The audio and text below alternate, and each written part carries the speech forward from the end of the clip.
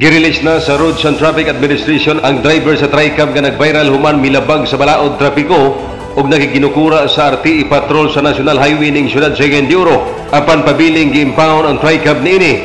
Matod ni RTE spokesperson James Andrade nga tungod sa panginabuhi sa usa ka individual, gilantaw usab nila ang humanitarian consideration.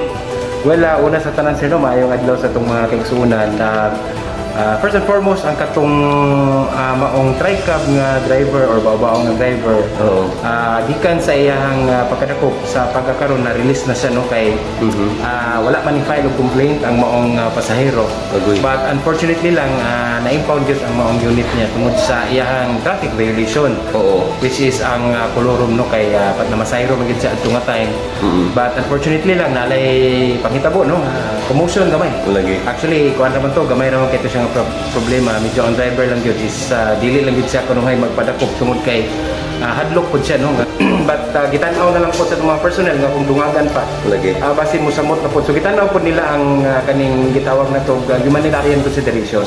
Dugtong ni Andrade nga igo lamang sila nagsunod sa mandato sa DILG ug nangayo kini og dispensa ngadto sa katawhan.